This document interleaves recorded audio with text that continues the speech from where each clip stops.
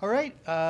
Good afternoon, everyone. On this snowy Ann Arbor winter day, welcome to the Donia Human Rights Center. I'm Steve Ratner. I'm the director of the Donia Human Rights Center. I also teach at the University of Michigan Law School across the street on issues of human rights and other topics.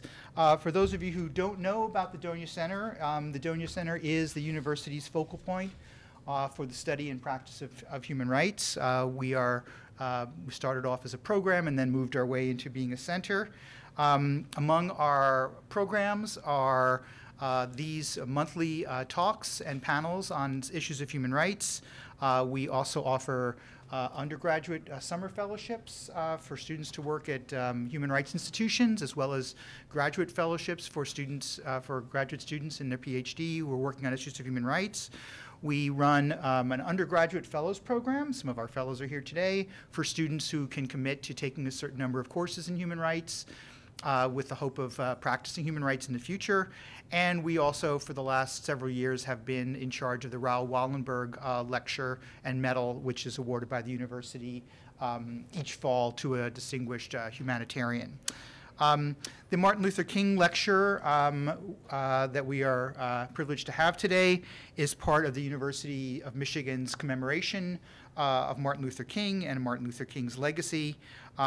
What's distinctive about our contribution to these events over the next week or so is the international focus. So whereas most of the other events are going to be focused on racial justice in the United States, the Donia MLK lecture has always been focused on issues of racial justice from an international perspective. And this is why we are so delighted to welcome our lecturer today, Gloria Mees, Commissioner and member of the Inter-American Commission of Human Rights. The Inter-American Commission is, as many of you know, a 7-person body of experts under the auspices of the Organization of American States, a commission that is charged with promotion and protection, investigation of human rights issues. It sits in Washington, D.C., but they carry out missions around the Western Hemisphere in all of the countries that belong to the Organization of American States, which is basically every country from Canada down to Chile, and of course including the Caribbean. Commissioner Mees was appointed to the Inter-American Commission just a year ago in January of 2024 by the General Assembly of the Organization of American States, and she will serve until the end of 2027. Prior to her work, and also continuing to this day, she is a professor at the Anton de Kom University of Suriname. She's a Surinamese national. And there she teaches a variety of courses related to human rights, and we've been lucky enough to have her already appear at one of our human rights classes at the university. In addition to her academic work, Commissioner Mees has also been an important civil servant for her country, for Suriname, in a number of very, very important capacities. For one, she helped develop the legislation for their human rights, national human rights institution, which is an important domestic mechanism for the implementation of a state's human rights obligations. She also played a critical role in development of Suriname's domestic law on indigenous peoples and indigenous peoples' land rights, which was a response to a big case in the Inter-American Court of Human Rights, which required Suriname to, in a sense, get its act together when it came to indigenous people's rights. And so Commissioner Mees was very actively involved in moving that legislation through the governmental apparatus in Suriname. She has also served as a sort of liaison between her country and the inter-American institutions before she was on the commission, working as a member of the team of what's called the agent, the sort of delegate or diplomat who works with the Inter-American Commission in the course of their investigations and their technical assistance. So she's had a career that has been one of advocacy, one of academia, and one of public service. Public service first for her own country, and now public service on behalf of an extraordinarily important international organization.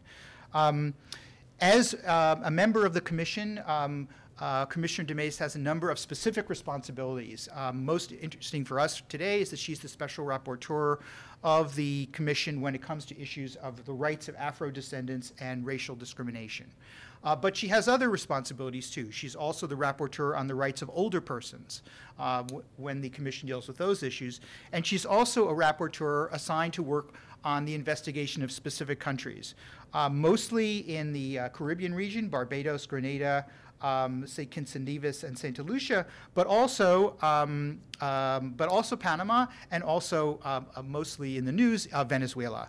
And the Commission is now in the process of issuing an extraordinarily important report on the political repression in Venezuela, and Commissioner de Mees has been trying to manage that process also while making her trip to Ann Arbor. So we're very, very grateful that you have managed to dance your way through all this. Commissioner de Mees will speak for about 35 minutes or so. Afterwards, there will be a commentary by Professor Sue-Ann Caulfield from the History Department. I will introduce Sue-Ann with her background before she speaks. But without further delay, I'm delighted to welcome Gloria de Mees to give our Martin Luther King lecture. Thank you.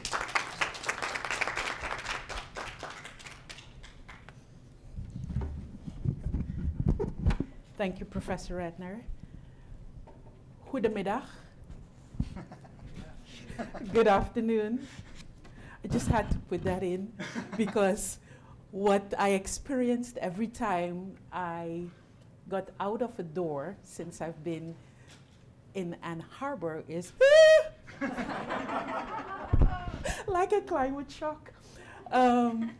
When I hear 24 degrees Fahrenheit, 24 degrees, I automatically think Celsius. And then I realize when I have to put all of my gear on, it's Fahrenheit. So it's been an awakening experience being in Ann Arbor. And I must say, I really enjoy it. I won't talk too long about what I enjoy about Ann Arbor, but it gives me like a Hallmark movie kind of feel. Everybody's pleasant, and the buildings I just love it, the scenery. So thank you, Professor Ratner, for having me, for inviting me to the Donia Human Rights Center annual Martin Luther King Day Lecture, to share with you how the Inter-American System on Human Rights serves as a mechanism for promoting equity and combating racism and discrimination in the Americas and the Caribbean. Good. Next slide. Yes? Yes, he's doing that. No, it's great. Thank you. So Professor Ratner actually already introduced me. He indicated where I'm from. I'm from Suriname. I tried to greet you in Dutch, but we also speak lingua franca, so I'm not gonna do that to you. But I want to say I am born, raised, and educated in Suriname, and it's a pleasure for me to be here as a Surinamese national, but also a CARICOM citizen. And as Professor Ratner indicated, within the context of the Commission, I have in my portfolio different responsibilities, both as country rapporteur, but also thematic. And today I'm going to focus on my thematic responsibility that has to do with rights of people of African descent and the inter-American mechanisms to combat racial discrimination. Next. Yes. Yes. Okay, the OAS has established itself as a leading organization in the region for the promotion and defense of human rights, and together with the Inter-American Commission and its rapporteurships, 13, we join efforts to achieve the eradication of all forms of discrimination. In this context, the Commission gradually established special rapporteurships to address the need for protecting and promoting the rights of specific groups, communities, and peoples who are particularly vulnerable to human rights violations due to the historical and systematic discrimination and marginalization endured by them. Next slide. When we talk about the Organization of American States and we talk about human rights, we look at the mechanism that has been established by the OAS. And the mechanism relating to human rights has two main bodies: the Inter-American Commission on Human Rights and the Inter-American Court on Human Rights. During this presentation, I'll focus, of course, more on the Inter-American Commission on Human Rights, but also on the jurisprudence coming from the Inter-American Court as it relates to rights of people of African descent. Okay. It's good to also give a bit of context. As I said before, the Commission has established rapporteurships, and it focuses particularly on vulnerable groups who have been historically or systematically discriminated or marginalized. When we look at Afro-Descendants, we see that Afro-Descendants constitute a significant portion of population in Latin America and the Caribbean. The total population, approximately 150 million of African descendants, live in Latin America and the Caribbean. This represents about 25 to 33% of the total Latin American and Caribbean population. Afro-descendants are concentrated mainly in Brazil, Venezuela, Colombia, Cuba, Mexico, Ecuador, and of course, the Caribbean. Where do they live? They have urban residence. Over 82% of Afro-descendants in Latin America and the Caribbean reside in urban areas. Afro-descendants are twice as likely to live in poor or informal neighborhoods compared to non-Afro-descendant households. 34 million school-age Afro-descendants face inequalities in education, including poorer learning outcomes and higher dropout rates. In some countries, material mortality rates for Afro-descendant women are significantly higher. For example, in Colombia, but also Suriname, the rate is almost twice as high for Afro-descendant women. A higher percentage of Afro-descendants are poor, living on less than $6 per day, compared to national averages in countries like Brazil, Colombia, Ecuador, Peru, and Uruguay. Afro-descendants face higher rates of chronic disease such as diabetes, hypertension, and HIV. I think that puts the work and the focus of the Commission into context.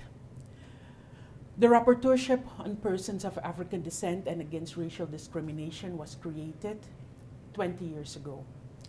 It was created in order to reinforce racial justice approach to the mandate of the Commission and to consolidate its commitment with the promotion and protection of the rights of persons of African descent in the Americas and the Caribbean. It is important to note that the Commission has repeatedly stated that the rights to equality and non-discrimination stated in Article 2 of the American Declaration is a fundamental principle of the international human rights system, working as a backbone of the universal system and regional systems for the protection of human rights. In this context, a racial justice approach is paramount to the Commission's work and goes beyond the concept of preventing cases of racial discrimination. Racial justice within the Commission's framework means to work towards systemic change to address the root causes of racial inequalities and collaborate with civil society and member states to promote and protect the full realization of the human rights of persons of African descent. In order to achieve that, the Inter-American System of Human Rights has the following mechanisms. Next slide. Yes. The Commission understands that intersecting forms of discrimination, whether structural or social, can result in a wide range of inequalities. These inequalities may manifest in various aspects, as I've indicated earlier, such as income, educational outcomes, health, and employment.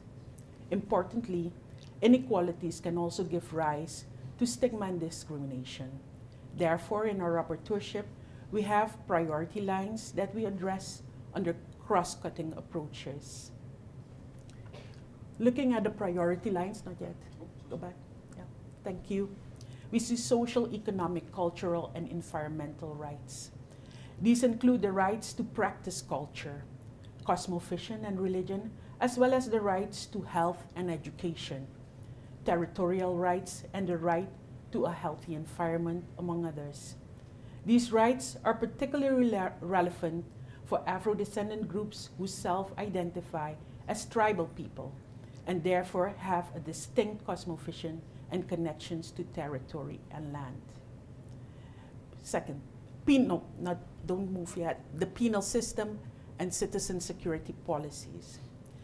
This line addresses structural and institutional racism and racial discrimination manifested through practices such as racial profiling, excessive use of force, the overrepresentation of Afro-descendants in the criminal justice system, and the heightened surveillance of Afro-descendant communities. Political participation and representation and defense of human rights as the third line. The strategic line addresses the underrepresentation of Afro-descendants in the political spaces, as well as the inclusion of Afro-descendant communities' interest in policies and legislation. Additionally, we also promote the right of Afro-descendant human rights defenders to advocate for their communities of interest. We also have cross-cutting approaches, considering that individuals have multiple identities and their intersection can expose them to different forms of discrimination or violence. The rapporteurship also incorporates cross-cutting approaches of gender, interculturality, intersectionality, and comprehensive reparations. Guided by those priority lines and cross-cutting approaches, the core objectives of the rapporteurship include collaborating with OAS member states to raise awareness about their obligation to respect the human rights of Afro-descendants and eliminate all forms of racial discrimination. Analyzing the challenges faced by countries in the region and formulating recommendations to address these obstacles. Identifying and sharing best practices related to these issues. And lastly, providing any technical assistance requested by member states in the implementation of the recommendations in national law and practice. Our rapporteurship also collaborates with civil society by raising awareness across the region about the guarantees and mechanisms provided by the Inter-American human rights system to protect the rights of Afro-descendants and combat racial discrimination. Also promoting the system through education, training, seminars, and conferences. Lastly, managing a database of current information provided by its hemispheric network of Afro-descendant rights and racial discrimination. Next slide. The rapporteurship also works in collaboration with the pertinent United Nations bodies, including the Special Rapporteur on Racism and Contemporary Forms of Racism, Racial Discriminations, Xenophobia, and related forms of intolerance. But also the other bodies, the Permanent Forum on People of African Descent, the Working Group of Experts, but also treaty bodies.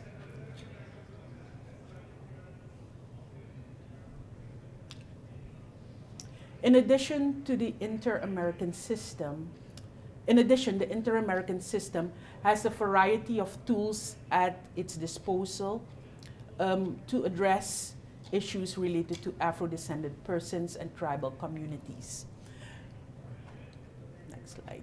In terms of its monitoring system, we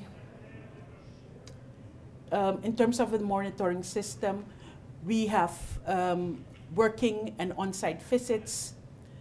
Working visits, for example, and on-site visits, as example, one we had last year, or two on-site visits, one to Colombia and the other one to Guatemala.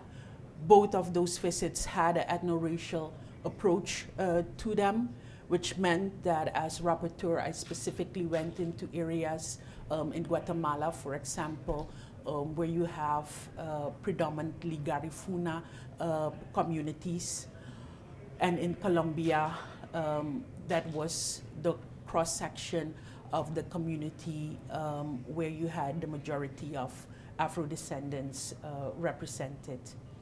But there are also thematic hearings and working meetings in the context of a period of sessions. An example of one of those thematic hearings was at the last session in November in Washington, where we had a thematic hearing on Panama and the situation of the population of African descendants in Casaya, Casayeta, and Bologna's islands. But the Commission also, based on the Convention on Human Rights as established in Article 41 of the Convention and Article 18 of the Statute of the Inter-American Commission on Human Rights, has the mandate to take action in all member states in relation to building human rights awareness and adopting measures to promote these rights. And through Article 41 and 18 letters, the Commission can request states information on what is taking place in their jurisdictions with respect to human rights violations, in this case, when it relates to people of African descent. The Commission issues reports. Those reports can be annual, thematic, or country reports. Some examples of the reports are later down in the presentation, but one that I would like to share is police violence against Afro-descendants in the US. That's a report of 2018. And then the Commission has bilateral meetings with grassroots and civil society organizations, with states, with national human rights institutions, and all relevant stakeholders. An example is a meeting with the Marielle Franco Institute in Brazil to discuss the persecution of those responsible for the murder of the counselor and Black human rights defender Marielle Franco, and that was in November of 2024. And then there are various press releases and tweets on what's taking place across the region when it comes to rights and violation of rights of people of African descent. I think the last release, or one of the releases, was not the last release, but one of the releases was in August of 2024 on comprehensive reparatory justice for people and tribal communities of African descent. We have cooperation agreements, and of course, we have resolutions. For example, the protection of Haitians in human mobility, Inter-American solidarity, and that is a resolution of 2021. Next. But also in our petition and case system, we look at admissibility reports, merit reports, friendly settlements, and of course, cases that go to court. I can go into that, but how am I on time? We've only spoken for 15 minutes. Really? Yes. I could go a bit slower then. Good. Well, just to give you some examples then of the petition and cases system, which is more of an individual, the individual part of the mandate. The admissibility reports, communities of the lower and upper Atrato valleys in Choco and Antioquia departments in Colombia. The case involves the systemic violation of the right to life of these communities, victims of arbitrary detention, forced disappearances, extrajudicial execution, torture, intimidation, and forced displacement at the hands of paramilitary groups. In terms of merit reports, Kevin Cooper, United States, deprived of his liberty on death row since 1985. The case involves allegations of racial bias, due process violation, and unfair trial. But they're friendly settlements. The Nicolasa and family case in Colombia of 2018, the case involves the forced displacement and the state's failure to prosecute and convict the perpetrator of the sexual violence committed towards Nicolasa. The state agreed to provide measures of rehabilitation, justice, non-repetition, compensation, and reparation to victims. We spoke about comprehensive reparatory justice earlier. And then cases in the court, Nuesa dos Santos Nascimento and Gisela Ana Ferreira, Brazil. The case refers to racial discrimination suffered in the workplace by Nuesa dos Santos Nascimento and Gisela in 1998, as well as a situation of impunity regarding these facts. And then next. From the protection system, we have the following. I think one up. The one before this one. Yeah, sorry, it's still here. Precautionary measures and professional measures. Precautionary measures for the members of Boaora 3 and Marmorana, Quimbola territory in Brazil. The case refers to the threats faced by members of the community and violations of their land rights. And then in terms of professional measures, for the members of the Garifuna community, Triunfo de la Cruz y Puente Piedra in Honduras, the case refers to enforced disappearance of 4 human rights defenders from these communities. And next slide. The Commission also has created a follow-up system of recommendations. And that means that it's not just the recommendation to the state, but it's following up on that recommendation and looking at the necessity of technical cooperation or assistance to the state. What I want to highlight is one of the mechanisms within this system, which is the Inter-American CIMORE. This is a specific mechanism established to enhance accountability and transparency regarding the follow-up process. It allows for public tracking of state compliance with the Commission's recommendations and facilitates reporting by civil society and national human rights institutions. States also have access to CIMORE, so the information that is uploaded is basically seen by both state and non-state actors, and they could either complement each other if there's information missing or indicate that implementation or compliance has not been effective, or where there is need for technical assistance or cooperation.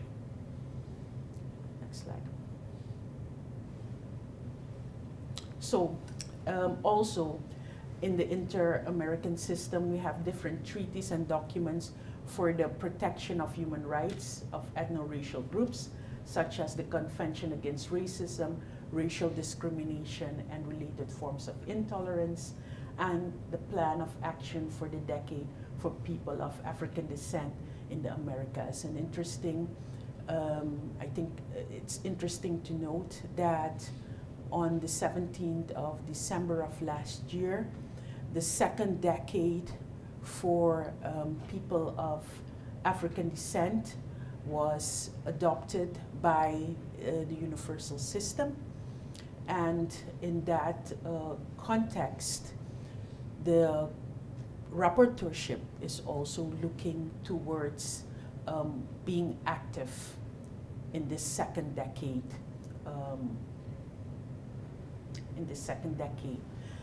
In relation to what is taking place within the inter-American system, there is currently an informal working group that is drafting an inter-American declaration on the human rights of people and persons of African descent. And that is currently taking place, and I think it's a process such as we have an inter-American declaration for the rights of indigenous people. I think it is very important to look at a declaration for people and persons of African descent. And I think the university, in all its departments, the interdisciplinary approach that you take, I think could also contribute to this process, this drafting process that is taking place. Next slide. Some achievements of the rapporteurship, I would say, achievement of the system as a result of the tools and mechanisms that I mentioned earlier. I want to mention some achievements in terms of jurisprudence. Next. Professor Ratner mentioned this case.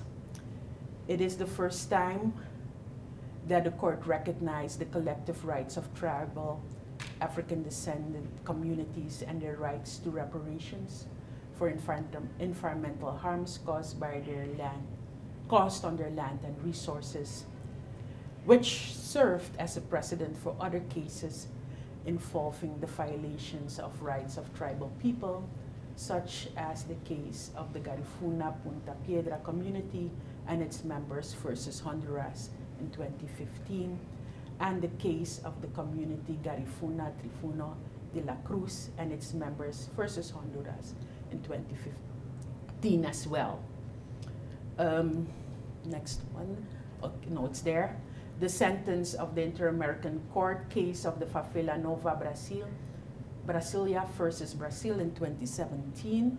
The case refers to the deficiencies and delays in the investigation and punishment of those responsible for the extrajudicial execution of 26 persons during 2 police raids in Favela Nova Brasilia, a region predominantly inhabited by Afro-Descendant population, and the acts of torture and sexual violence committed towards 1 woman and 2 girls during these raids.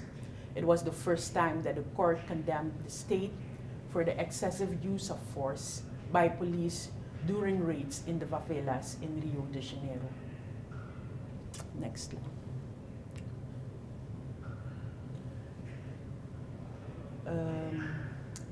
As I mentioned, there are reports, several reports, thematic reports.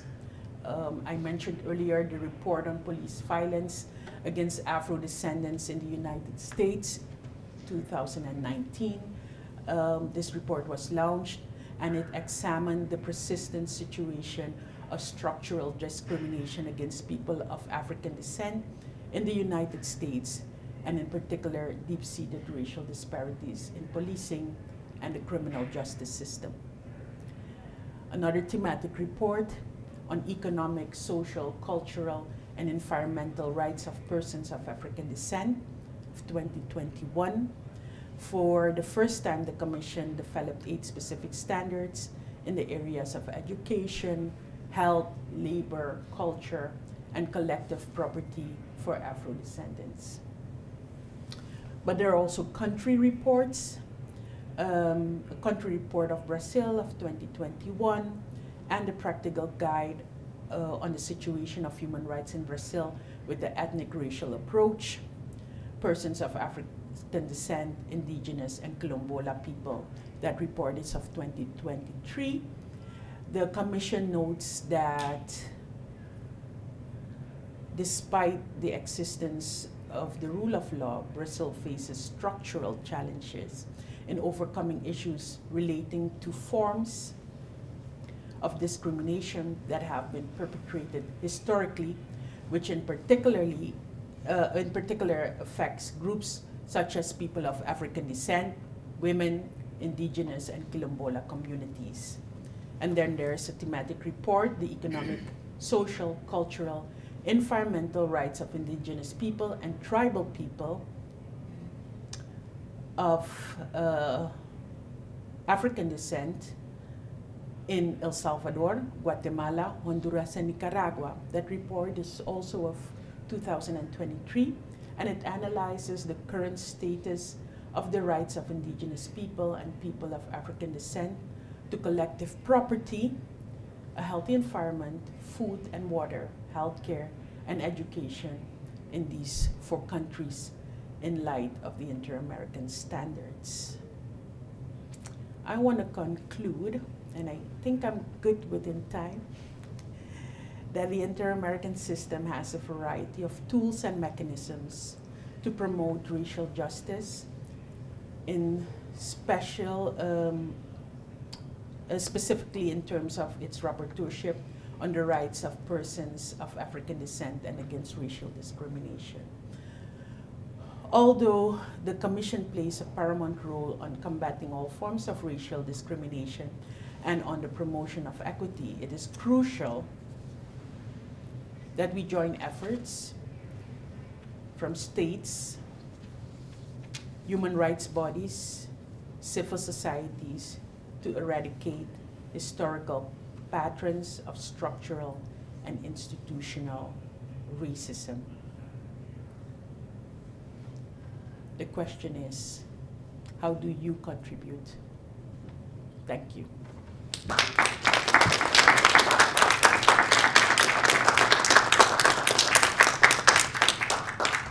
Thank you very much. And we look forward to a rich discussion of your remarks. Starting with comments by our own Professor Sue-Ann Caulfield, whom many of you know is Professor of History in the Department of History and also teaches at the Residential College. She's also the Associate Director of the Donia Human Rights Center, and thus my close colleague. She has also served as the Director of the Center for Latin American and Caribbean Studies, and she heads our Brazil Initiative Social Science Cluster. So her expertise, her academic work focuses on modern Brazil, with an emphasis on gender and sexuality. She's won numerous awards from national institutions and international institutions and published numerous books and articles, often with a focus on gender, historiography, family law, race, and sexuality in Brazil. She's particularly interested in human rights in Latin America and is teaching a course on that this semester and organizes various exchanges between the university and different institutions in Latin America. So I'm delighted to pass the mic to Sue-Ann to get our discussion started.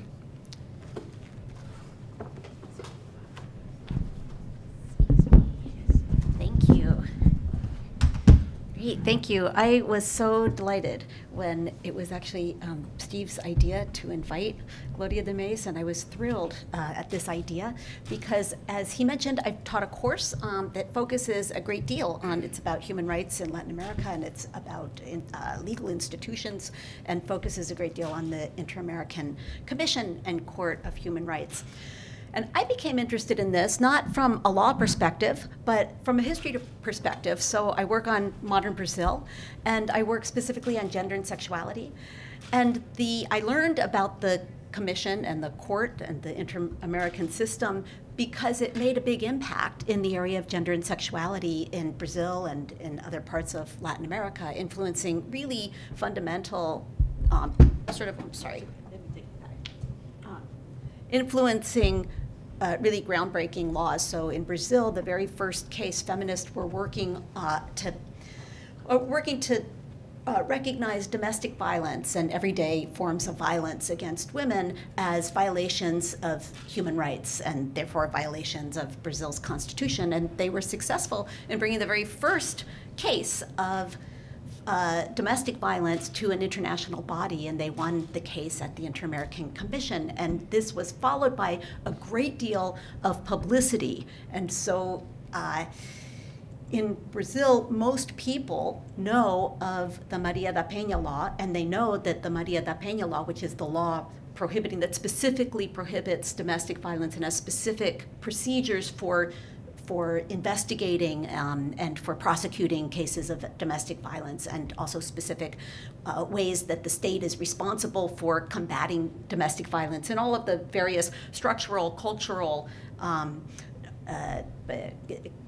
law enforcement ways that Commissioner de Mees has mentioned. And it was something that was very highly publicized, and the work of the Inter-American Commission and court was very highly publicized. And the same is true of other places. I'll just mention one other landmark opinion by the Inter-American Court in 2018 regarding gender, sexual, LGBT rights, was an opinion regarding the rights to marriage equality. And this led to legislation in several countries that legalized same-sex marriage. In Costa Rica and Ecuador, they specifically responded to this opinion. And in other places, LGBTQ organizations use this opinion and publicize it as a way of publicizing and advocating on behalf of increased rights. And it's interesting that in the United States, when I decided to start teaching about this, the reason I wanted to start teaching about the inter-American system was that it's a system that's relatively unknown in the United States. And in fact, in my course description, I say most people have never heard, in the United States, have never heard of the Inter-American Commission or Court of Human Rights. And yet it's, for half a century, has been the major institution that regulates the sort of collective agreements about rights in the Americas. And when I asked my students, they confirmed that that is in fact true, that they hadn't heard of this system before taking the class and were intrigued by it.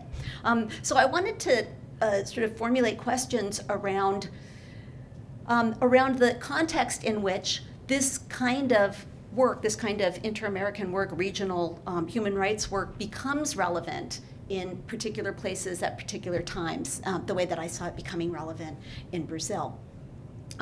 So, and just as a short kind of introduction, I wanted to think about the context of the political climate and bring us from the past to the present. And so this, the commission was created in 1959, and this is in the wake of the Cuban Revolution.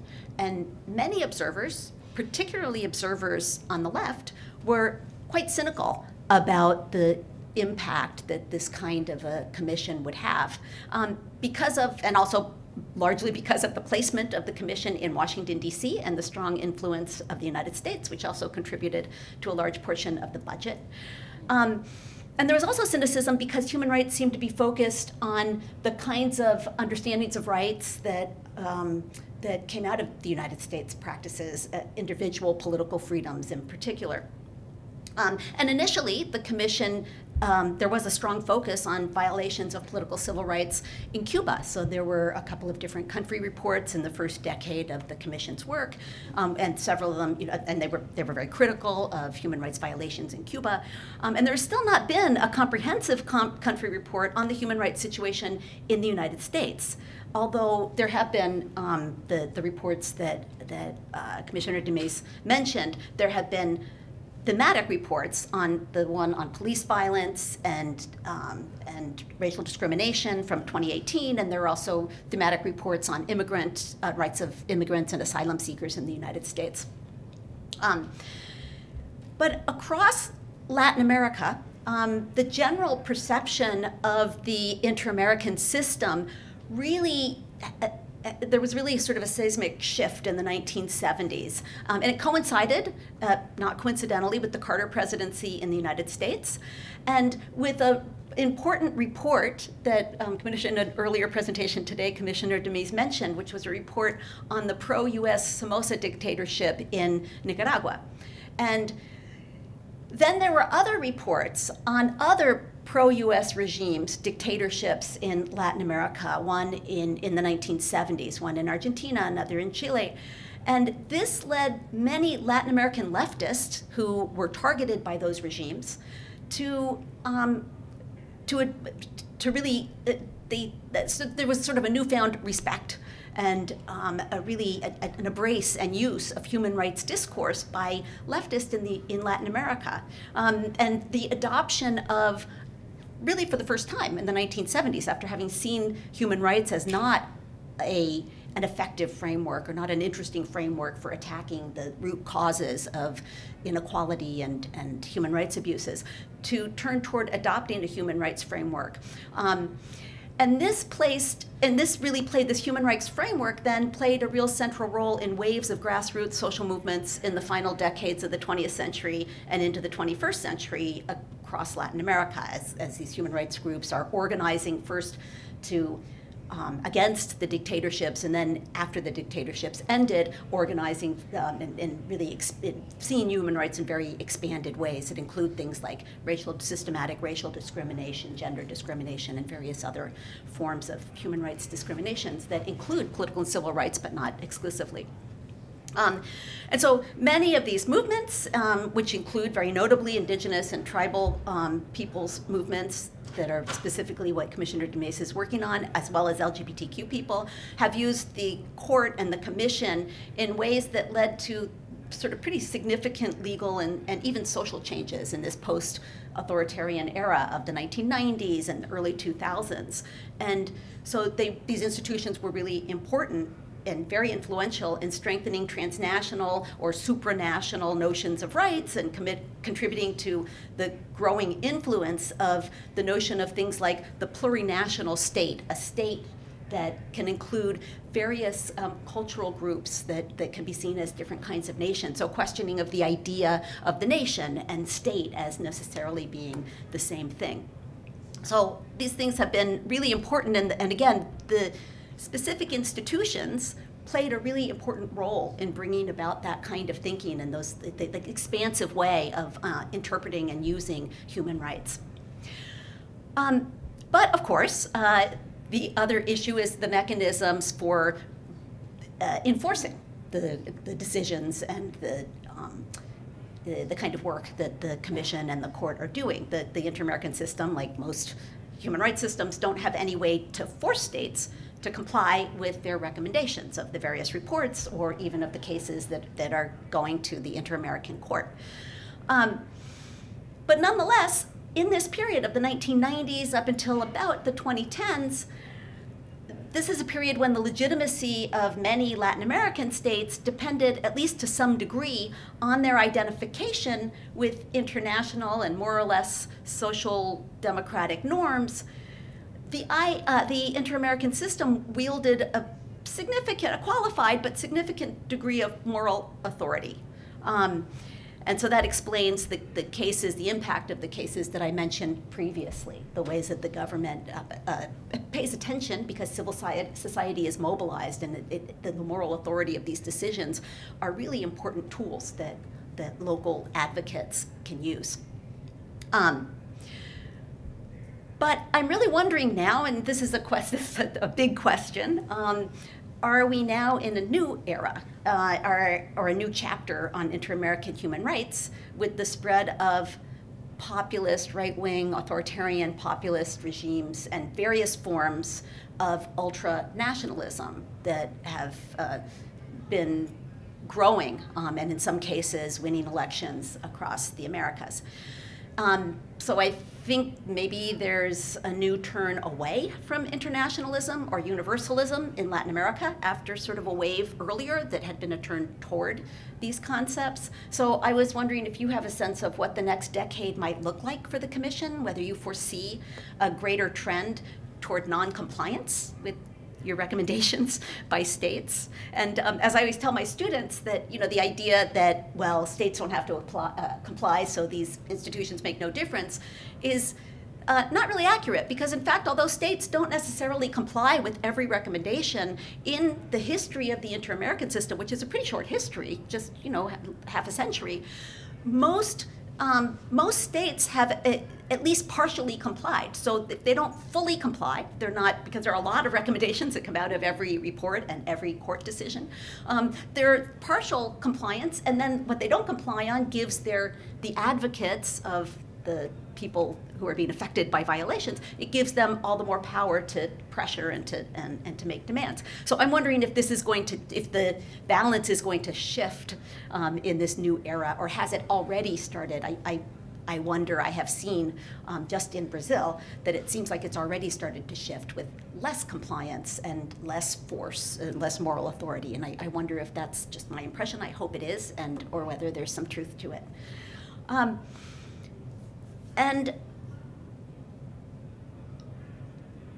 And I guess in particular, I was wondering how you see the Commission engaging with the United States, which never signed the Inter-American Convention on Human Rights and doesn't recognize the jurisdiction of the Inter-American Court, but nonetheless houses the Inter-American Commission in Washington.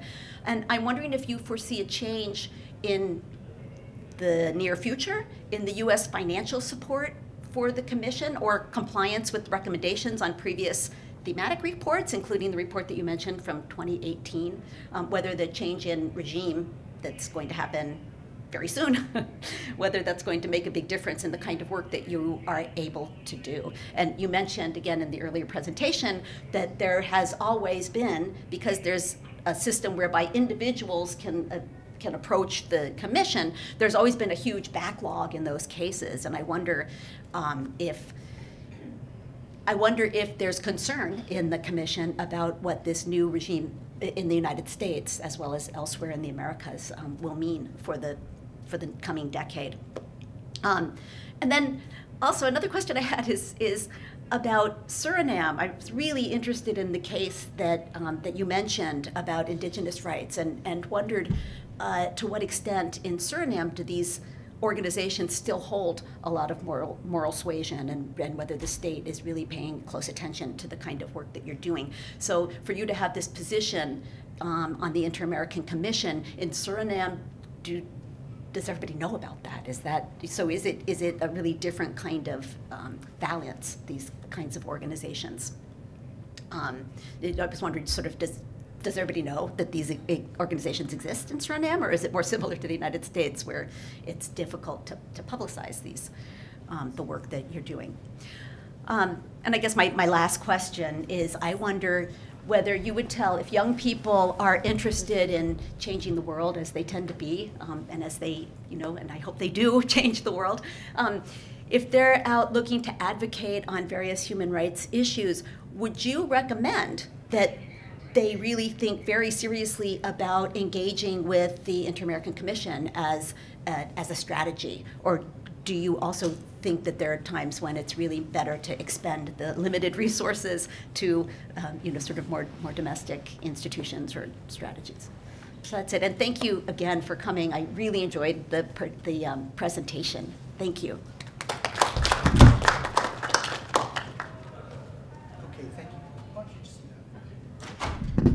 Thanks so much, Sue-Ann. So I think we'll give Commissioner DeMace a chance to respond to those 4 questions about the future compliance, whether we're in a new era of non-compliance, about the relationship with the U.S., about the relationship with Suriname, and the advice for young people. Any or all of those, if you have some initial thoughts, and then we will open the floor to questions from you all. So do you have would you like to offer some initial thoughts before we have our broader discussion? Yeah, thank you very much. You made it quite difficult, and it It was so relaxed this morning. No, I have the, Oh, you have a mic, okay. the one on my. What can I say in terms of human rights and human rights in the Americas? I think what is important, and you said it, it's not static. So, of course, we would see shifts, and we would see change depending on political interests or economic interests or both. I think it's important to recognize what is taking place within the region in terms of politics and how that impacts compliance. And as a commissioner, and then it's more my personal perspective on this, is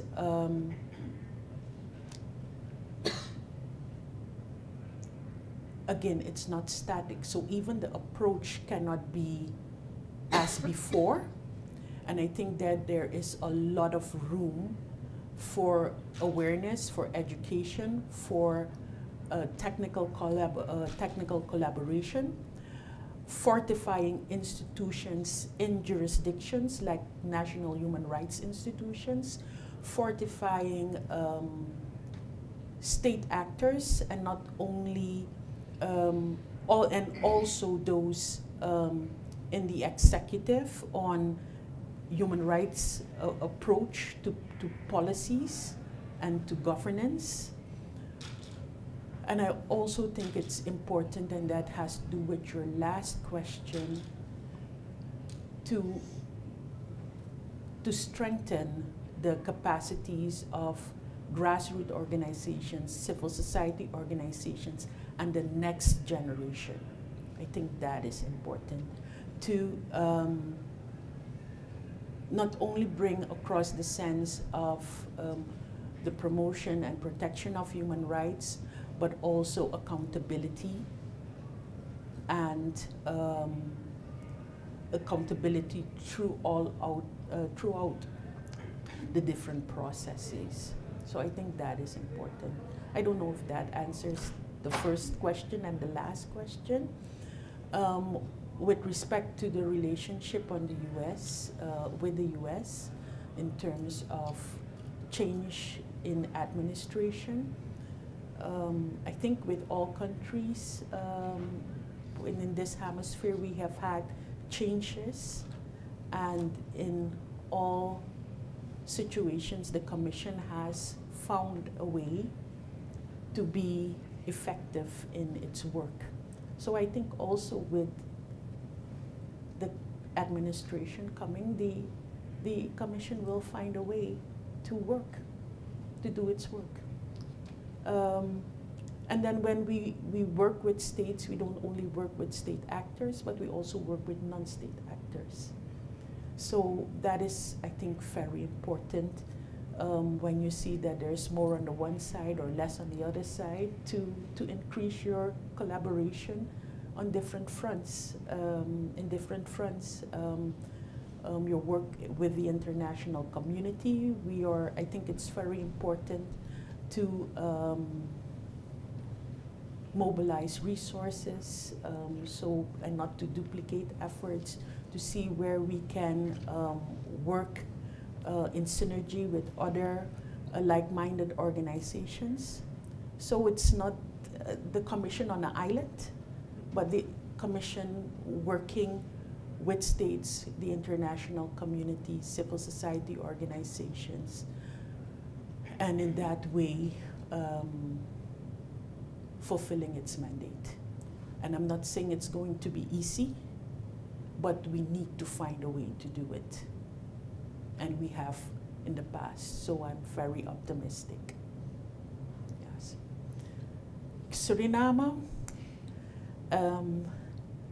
according to the regulations, I cannot talk about my own country, but there's so much to say, so I could yes, probably, yes.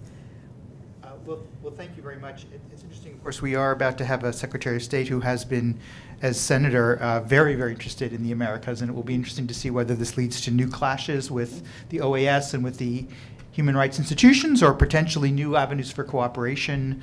We will see what happens, but we do know that he has a particularly strong interest in what happens in this hemisphere.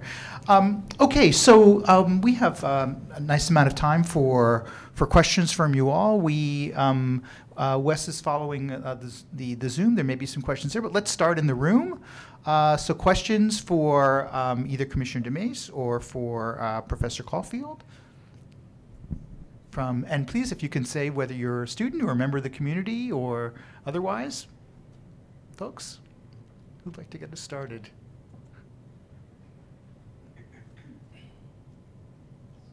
Yes. This is for the commission. Could you, if you mind, identifying yourself, if that's okay? Oh, I totally forgot. My name's Anne, and I'm just an old lady. But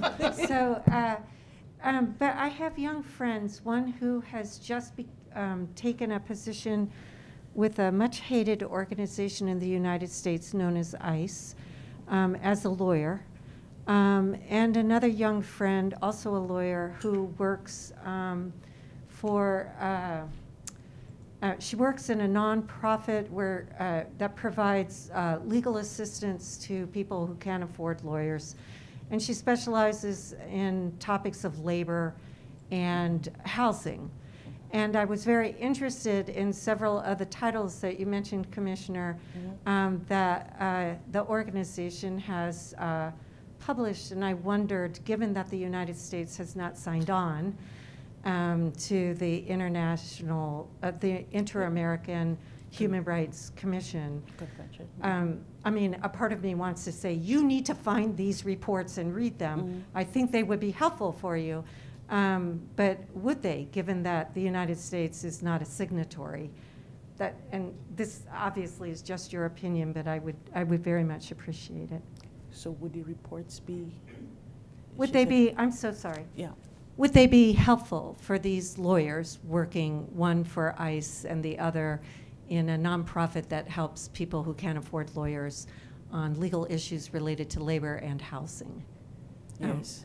Yes. Yes, they would be helpful. Their standards, these reports that we have presented and launched, they involve standards, they involve norms that go back to basic dignity. Yes. So I would say even, you know, looking at what is legal concept and legal practice, the document could provide pathways into restoring or guaranteeing the dignity of those that you have identified without indicating whether conventions were signed or ratified. Just going back to basics and going back to basic dignity. I think that the reports offer that in the various circumstances, be it people in mobility, be it people in poverty. It just goes back to basic dignity. And they offer some source or resource in action. Thank you very much. Okay, Wes, do you have anything coming on? Nothing online. Okay, all right. There's a question here. Yes, go ahead. I am a member of the community. I'm also married to Professor Ratner. Okay. Thank you so much for coming here. Thank you. And traveling so far into such a cold place, and for educating us, at least educating me, about what has been going on in Central and South America with respect to the rights of people and persons of African descent. And I just had no idea, and I didn't realize there was such a large percentage of the population that are such people. also I was quite heartened to see some of the examples that you gave.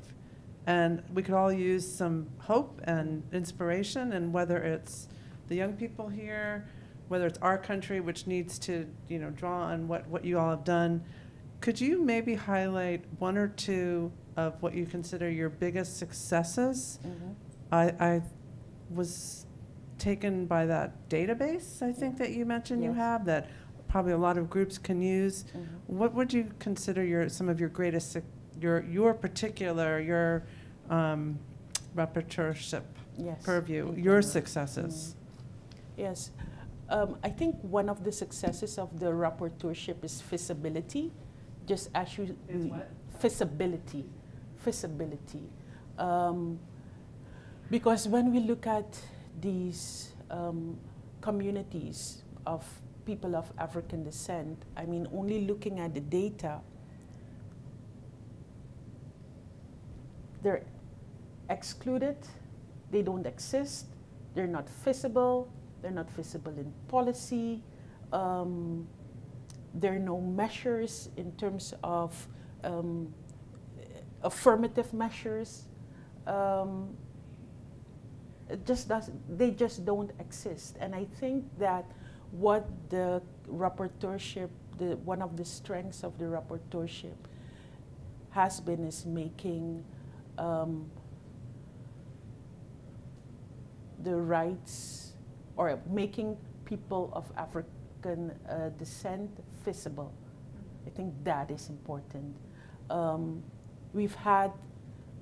I've been in situations the last year where there were responses as, oh, we don't have any people of African descent. And I'm like, okay, really? Really? That is one. Or opportunities, developing opportunities, looking at having the possibility to assist in terms of transforming policy frameworks with a specific focus on people of African descent. I think those are the issues that are important. There was one on-site visit that I went to, and the community was indicating our culture is going extinct. And I think it's it is logical that if a culture goes extinct, that means that community goes extinct. Their youths were either leaving the communities or leaving the country because there were no economic opportunities. In terms of their livelihoods, but also their living conditions, erosion and climate issues played such a factor that this community is really going extinct, and nobody even cares. So having the opportunity to go on these on-site visits and speaking to these communities, having the opportunity to actually experience some of the issues that they experience, going to a community, for example, and from the moment we arrived, there was no electricity and no water. And that was for almost 10 hours in the day. And that's normal. So I think one of the main, two of the main strengths of the rapporteurship is making situations of economic, social, cultural, and environmental importance to African communities is to make them visible. But to make them visible, to give these communities a voice, and to look at legislation, but also policy frameworks that give them that life of dignity that we all want and all want to have. Thank you. Okay, Question from one of our students? Yes, go ahead. If you could just identify yourself, if you. Okay. Thank you for your presentations. I'm a law student here, and I wanted to ask about a point that you touched on early in your presentation about the context that we're working in, especially the worst health outcomes for Afro-Descendants in the Americas. And I wanted to ask, like, how has the Commission addressed this, and how do you see, like, us going forward with that, and making sure that that's something that can be remedied, if so? And I also saw on one of your slides something about a case that led to reparations, and I wanted to know more about that and how you see that playing out, especially, you know, considering many countries have sort of resisted that.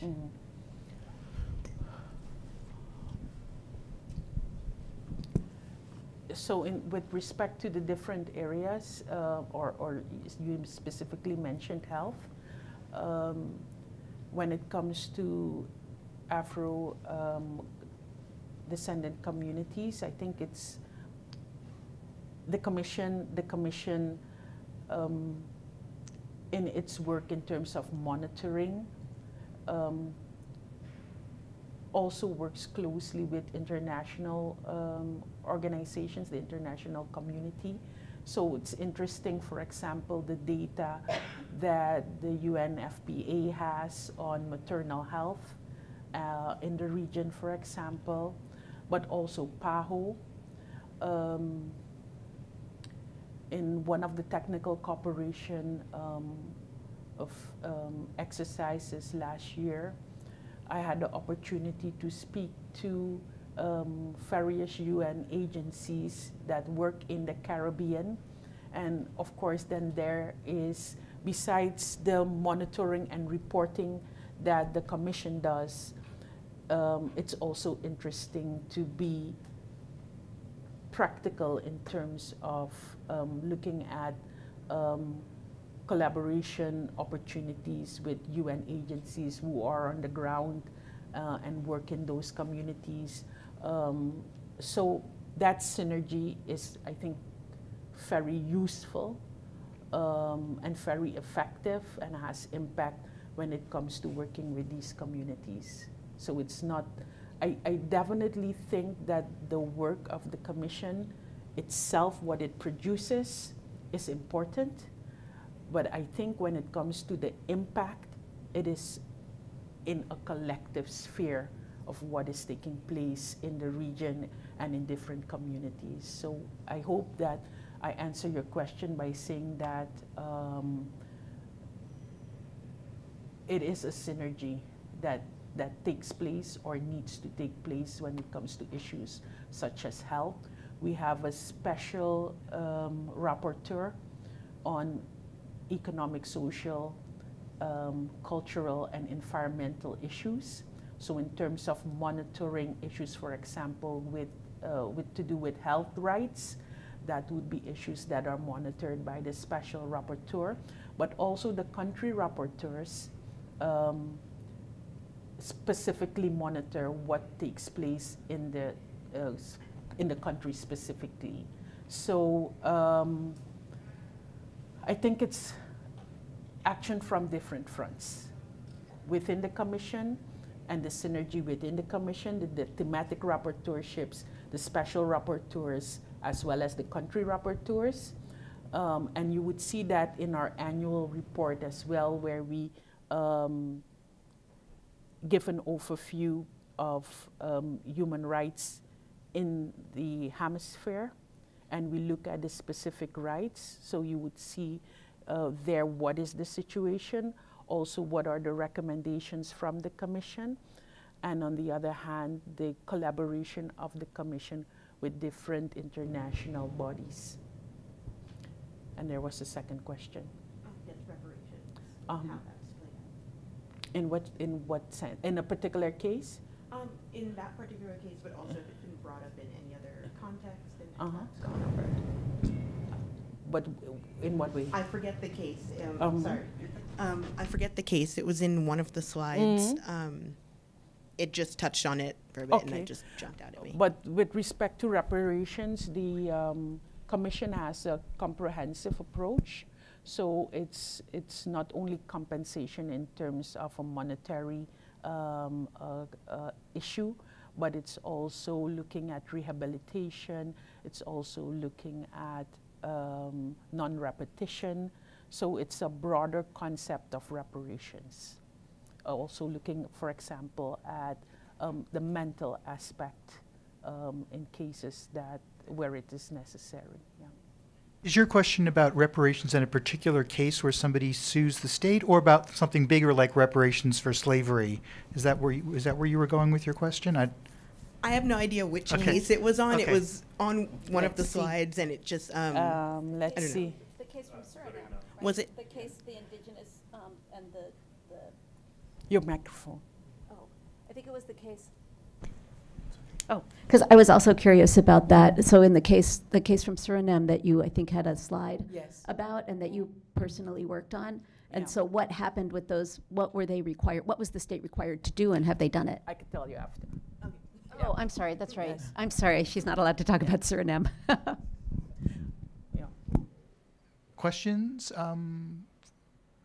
Can I just maybe ask one, Yes. and then maybe we'll wrap up? Which is, so could you explain to us? So when we talk about the inter-American system, we obviously have you've already talked about it in terms of, in a sense, two different groupings of the Latin American states and the Caribbean states.